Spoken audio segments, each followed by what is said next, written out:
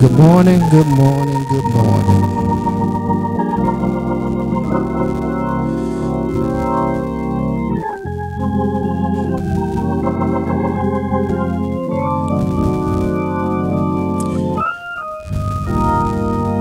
The Lord is my light. The Lord is my salvation. The Lord is the stronghold of my life, and whom should I fear?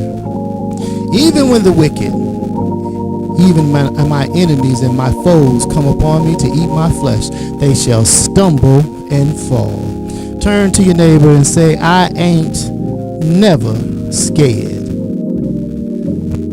Good morning, good morning. Welcome to Pleasant Hill Missionary Baptist Church. It is a delight to see some people that I love and I care so much about in the sanctuary. And then also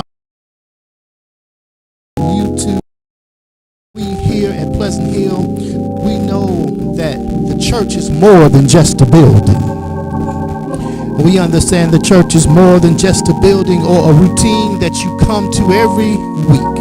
But the church is a community of believers that come together to encourage one another, to give them support on their spiritual journey. For you first-time viewers on Facebook and YouTube, I am Pastor Stephen T. Morrow, and our church is dedicated for exhortation, edification, and comfort. In other words, I like to say we're here to build you up, fire you up, Deacon Kirkland, and to hold you up. If you're ever looking for a church home, just stop on by. We start at 10:30. We're here at 1009 East Stockbridge Avenue. I was told this was the west side or the south side of the city. And so we are thrilled to have everyone either on the virtual sanctuary or in the present sanctuary. Today is Mother's Day. I want to wish my wife a happy Mother's Day, and my mother who's not here today. She's sick, so we're sending prayers for her. And all the mothers all around the world, especially all the mothers here at the Hill, Pleasant Hill that is. And if I can quote the songwriter, Mama, Mama, you know I love you. Mama, Mama, you know you're the queen of my heart. Your heart is like tears from the stars. Mama, I just want you to know loving you is like food to my soul. If you have your Bibles, I won't be before you too long because I know we got to get our mothers out of here to get them some chicken. Just please stand with me. Wait a minute. Something I want to tell you too. Something I want to tell you. This week as I was going through my journey, Sister Kai, and I'm walking and talking with people, I ran across a young man that I asked him, he said he didn't go to church, and I asked him why he didn't come to church, and he said, well, Pastor, the reason why I don't come to church because there's some hypocrites, some liars and cheaters, people, some backstabbers, some haters that's at the church. And I said, I understand that. I totally agree with you, young man. And he was surprised that I agreed with him. But I said, let me ask you this, though. What if there was a church called First Bank of America that was opened up at 10:30 on Sunday morning? And when you came to that church, all you need to bring was a big bag or a duffel bag to get all the money. And he said, I'll be there. I'll come there. I said, well, but there's hypocrites. There's liars. There's cheaters. There's hustlers there. And I said, would you still come? He says, yes, I still come. I would still come, Pastor. I would be there. I said, but why would you come if you know there's hypocrites, hustlers, backstabbers, haters? He said, I ain't coming for them. I'm coming for the money. I want you to understand today, when you come to church, you ain't coming for anybody but yourself. You're coming to get your salvation. You're coming to get your promises. You're coming to get your gifts. You're coming to get your breakthrough. You're coming to get your blessing. A couple weeks ago, I did my first little revival, Deacon Kirkland. I was invited somewhere. And I told the people there, you need to be selfish about your salvation. You need to be selfish about the promises that God has given you. I don't want to keep going. Let me get into my message. But I wanted to tell that story. You come in and grab the bag, as the young folks say. God has given us a bag of blessings and promises and favor and anointing that we can get, but we are worried about what other people got to say before we grab the blessings that God has given us. Let me keep moving. Let me keep moving. If you have your Bibles, please stand with me. Let's go to the book of 1 Corinthians, starting in chapter 13 and starting at verse 13. 1 Corinthians chapter 13, starting at verse 13. When you have it, say, I have it. And if you need a little bit more time, say, I need a little bit more time.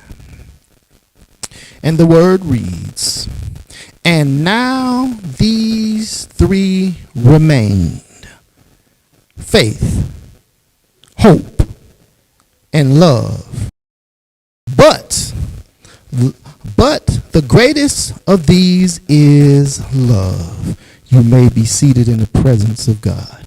Let's go through that verse one more time, Sister Amy. It says, and these three remain: faith, hope, and love. But the greatest of these is love. Simply, the greatest of these is love. Etienne, I usually start later in the sermon that I start talking about the grammatical structure of the text. But let's look at the grammatical structure of the text, Sister Kai. The first, when you look at the text, it says, now these things, these three remaining, or these three remain. That is the subject, Sister Amy, of the text.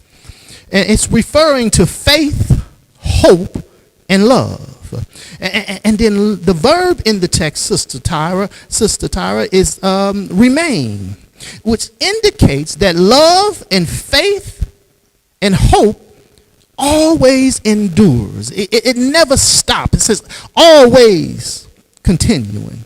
And then, Sister Amy, when I look at the grammatical structure of the text, it has a concordant conjunction. It has a but there. And when you see the but in the text, Sister Kai, it gives us the alternative. And then it doubles down in this particular text, Sister Kai. It says, but the greatest of these is love. It now is giving us the contrast in the statement. It links another verb. It says love is the greatest thing. Basically, Sister Amy, this is, to sum all this up, Deacon Kirkland, is hope and faith is important, but love is necessary. Faith and hope is very important, but love is necessary. Love is not just a feeling that makes you feel tingly inside, but love is a choice that you give someone. Love is the choice that you make, the choice to love this person every day. You make a choice to care about this person every day. You make a choice to be patient with this person. You make a choice to be non-selfish with this person. The choice that love gives, it builds on hope and faith in the future, but love is necessary. Yeah, faith and hope is important, but the love is necessary. When I started looking at the grammatical structure of the text, Sister Amy, it jumped out at me. This is just a declarative statement.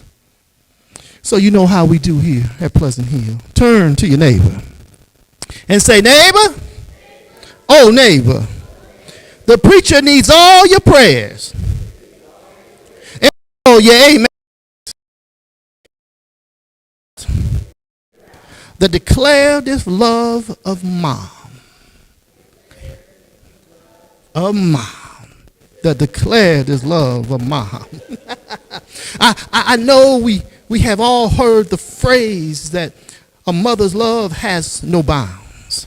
That is a sentiment that we have heard expressed throughout the history of time, through literature, through music, that the mother's love is always there. But the mother love is powerful. A mother love is transcending. A mother love is just needed all the time. For example, there's a story that I heard as a young man. There was a young lady named Joy.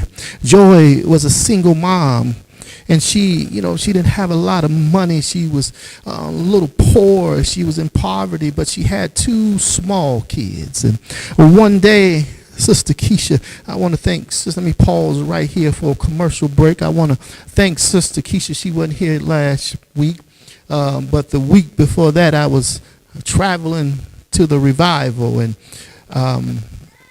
Sister Keisha, she was trying to get there.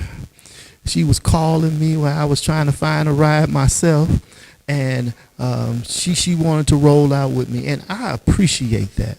And I know others wanted to ride too, but Sister Keisha, she was persistent, and so I appreciate that, sis. And when I did get there, I was lonely.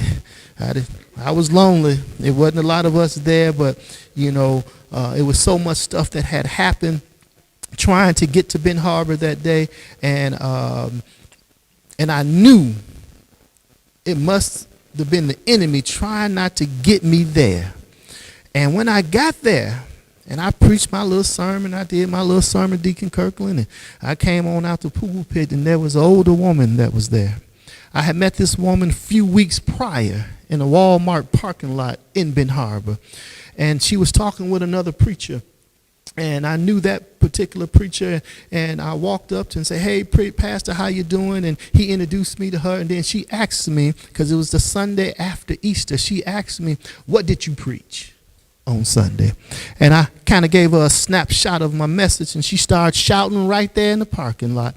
And then I told her my name, and I left, and about time I got home, Sister Tara, she had found me on Facebook and became my friend.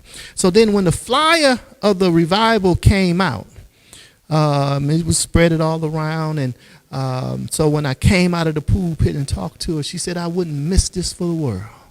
And what you preach, I needed to hear." So the enemy was trying not to get me to get there. And so I knew it must have been one person I needed to touch.